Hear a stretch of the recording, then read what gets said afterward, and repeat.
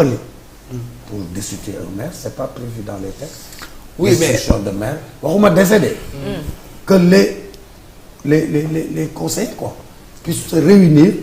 ba ñu ne à 2/3 ou 3/4 am nañu droit de destituer est-ce que ces dispositions am na wala am na. non mënul nekk c'est-à-dire même ci sunu organisation yi nii yow mën nga nekk maire conseil bi yëpp bu leen neexee bu ñu ànd ak yow même suñu àndal ak yow il peut pas t'empêcher d'exercer parce que am na foo xam ne bu ñu fa eggee tout va revenir sur yow et l'administration va continuer. donc amul benn cas bu ñu prévoir amul benn disposition que gars yi mën koo jëlee. donc par quel mécanisme lañ ko fa jëlee. non parce d'autant que plus que. moom yëgu ko ñoom ñoo majoritaire. la pas avisé. même et puis ñoom ñoo gagné mairie. non parce que ñoom ñoo gagné mairie mais information bi mu joxe. mooy parce que du état de defuñu délégation non dañ ne dañu fal. provisoirement c'est-à-dire dañu fal kenn pour mu nekk maire c'est-à-dire soit l'information bi ñu joxe ci ni ñu ko joxe mais même moom. est-ce que du intérimaire. intérimaire mën na nekk parce que intérimaire dafay am. c'est-à-dire on n'a pas un adjoint au maire pour ne pas avoir un adjoint au maire. si le maire n'est pas là.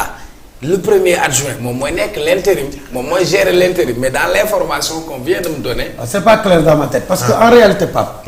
le conseil municipal bu dee état moo décidé def délégation spéciale. voilà am na des conditions. yu loi prévoit. on n'est pas dans ce cas et je pense pas que l'état moo def délégation spéciale. donc ça veut dire que ñoom ñi nga xam ne ñoo gagné seen mairie. parce que du ñun ñoom waa Yewwi Askan Wi ñoo fa nekk. waaw kon ñoom seen biir la. mais comprendre ma préfet. war a mën a. valider loolu donc d'autant plus que maire bi. mbir mi leer oui Siré ndax am na loo ci gis wooy. ndax comprendre nga ce qui se trame. koo xam ne jàpp nañu ko. parce que en fait condamné wuñ ko. voilà parce que il a ñu xëy dëjët ko fa mu ne. voilà très bien parce ñi que ko dëjët ay ñooñam ñoo ko dëjët. même bu dee ay ñooñam sax. ba li pare ñu dëgg mooy préfet texte yi lu prévoir ba pare. c'est impossible. préfet di ko. parce que en fait c'est à la fois illégal et un précédent danger parce que lui il a un mandat. Justement. C'est-à-dire que là son mandat court pour 5 ans. comprendre nga ba app bi mu jot nii. 2025. maintenant la loi énumère les cas de figure. yoo xam ne mën nañu ko changer. bi ngay wax nii boobu bokk ci. comprendre bu ñu la xasee ba fal.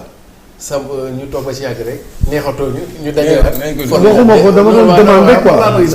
ma ne le code ne prévoit pas ça. bu ñu la xasee ba fal le code lu muy prévoir mooy yow da ngay dem ba sa mandat di jeex sauf si diggante bi nag yooyu tu es sur le coup de la loi c'est-à-dire que ñu def ko décès d'abord incapacité yoo xam ni yow mënatuloo c'est prouvé que mënatuloo continuer comprendre ou bien condamnation pénale. donc il est maire toujours. très bien ça il est toujours maire. il est toujours maire xam naa peut-être ni ñu relayer information. non ne xoolaatal sa information. non information bu wér la. est-ce que préfet mu ngi fa woon est-ce que tout ça. donc li ma mën a tënk mooy dañuy jot information ni urgent maire Bilal Diatta remplacé nañ ko provisoirement par son adjoint muy Ousmane Diop déjà ñu ne neexul ñi fa nekkee te moom itam yëgu ko.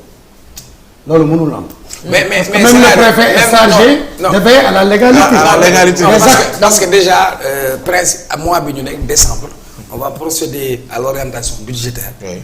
débat d'orientation aussi la ñuy ñëw ñu xayma natt lan la ñu soxla. bu ñu paree dafa am ay critères parce que principe bu annuité budget la donc là nous sommes 24 25. Oui.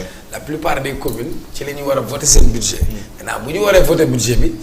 il faut ñu am ku ko xamante ni moom mooy présider loolu. le maire n'étant pas là. c'est son adjoint certainement maire naturellement qui gère l'intérim. maintenant parfois moo gars yi adjoint maire tekkiwul dara parce que maire bi ci boppam ci nu ñu organiser wu moo yor pouvoir yëpp. par exemple Barthélémy Dias ni mu nekkee maire de Dakar. adjoint boo xam ni kanamam neex ko c'est pas son problème bu ko neexee day dem jël gardien bu ci buntu bi. il lui délègue tous les pouvoirs qu'il veut parce que c'est pas organisé mais ici en cas d'absence du maire. la suppléance dafay am et là c'est l'adjoint naturellement les textes ont prévu adjoint au maire bi mën nañoo gérer les affaires. dinañ ci xam dara alors pour avancer un peu Ngoné.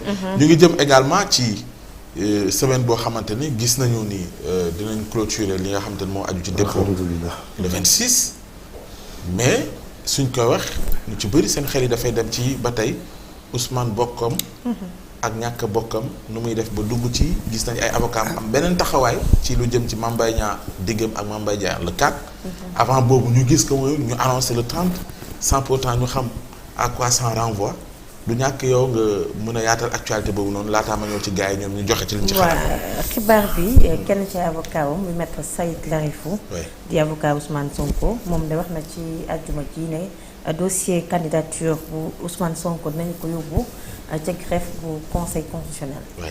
ndaxte yaa ngi doon wax risque de forclusion. date bi le 26 la.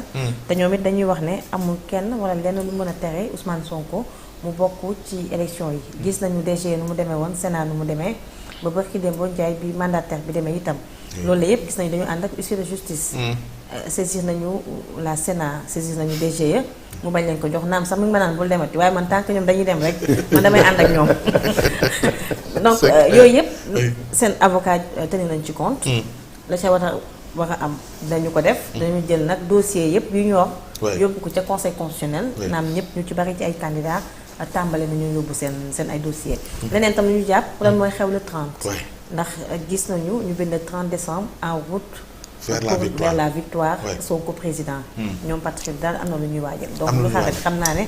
war nga cee xam dara. dina ci du ñàkk dina ci xam dara mais Siré lan nga jàpp tojal nag yow doo jox xibaar rek nañu la tonal. Siré lan nga jàpp lan la ñuy waajal le 30 ak aussi ñu ngi jëm ci le 26 di ko tëj ba tey Ousmane Sonko ñu ngi xaar ci ay fiches am ay avocats am ñu ngi ni ñu ko waxee sax ñu ngi en tout cas ñu ngi ci di fexe ni ñuy def ba seen mbër mi mën a bokk yooyu yëpp soo koy xool ci li ñu jëm.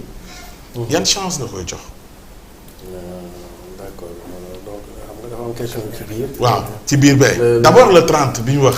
en route vers la victoire. le 30 boobu de. Ousmane de xaw ma lu muy waajal waaye Serigne Boub moom le 30 moom. yow da nga di suñu propagande Serigne Boub yow. yow Ousmane déedéet du ma ko bàyyi de. parce que saa bu ñu wax lu important lu kii dañ la di propagande sa candidat. non day jaar commercial non day jaar commercial. jàll rek waaw. non xam nga dañu ma laaj lu ma xam kuli. waaw ma wax leen la ma xam Ngijaan. kenn wax foofu Ngijaan waxu kuli lañ ci wax nag. waaw kuli nag moom bokkuma kuli man Ngijaan laa bokk. kon nga maam comprendre waaw Ngijaan nag bu ñu ma laajee luy xew le 30 man lay xew ca Ngijaan. waxal ci le 30 bii ñu wax waaw. non mais mooy li ñu leen wax rek ah parce que les gars de Pastef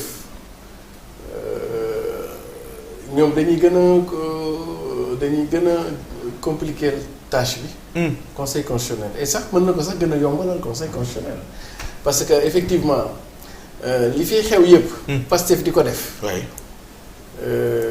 dafay wut ay éléments de preuve pour peut-être faire constater la défaillance des services publics de l'État. Absolument comprendre ah. te léegi gis nga conseil constitutionnel normalement dañu jëm ci week-end. mais dañu def. week-end prolongé. très bien ñoom dañu def permanence.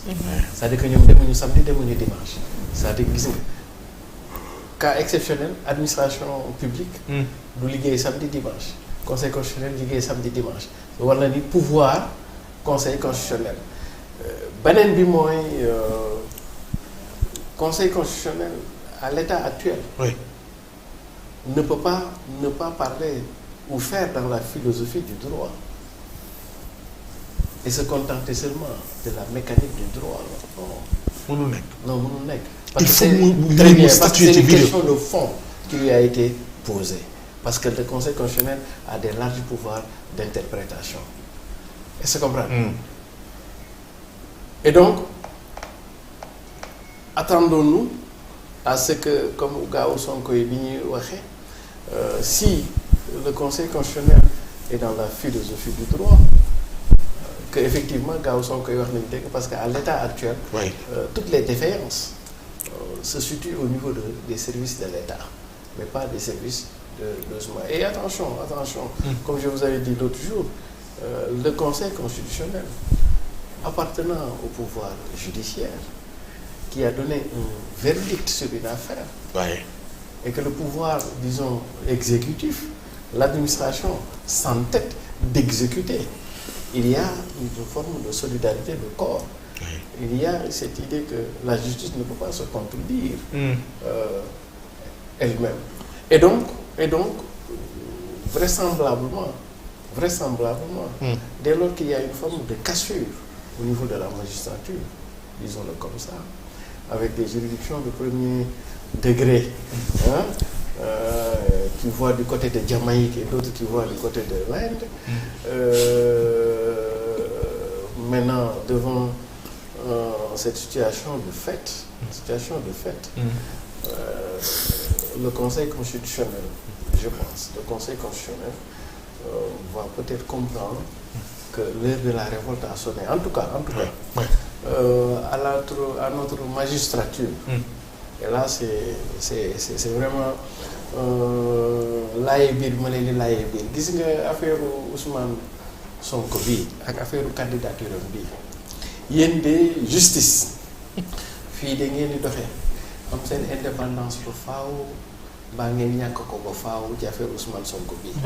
yéen de magistrature justice fii ngeen di doxee réconcilier wu définitivement avec le peuple sénégalais au nom duquel la justice est rendue wala boog ngeen doxe fi du mooyu peuple sénégalais ce qu'on appelle la théorie de séparation des pouvoirs yéen magistrats yi fii ngeen di doxe nag jël seen indépendance ba faaw ndaxte da ngeen di doon pouvoir exécutif di doon pouvoir ngeen doon mu doon ngeen génne dogal ñu bañ ne duñu ko jëfe léegi nag yéen su ngeen seetaanee ba dogal bi ngeen defee ba ngeen génnee jëfewuñu ko ëllëg ci biir lu ngeen wax nit ñi duñu leen gëm waaw kon donc pour man il faut que l'Union des magistrats du Sénégal le pouvoir judiciaire dans sa totalité prenne ses responsabilités xam ne yëf yi dootul yëf yi Ousmane Sonko mais yëf yi ñoom seen indépendance seen liberté ak seen responsabilité pareeguñ ci bii ñu annoncé le 4 diggante ak Mame Mbaye Niang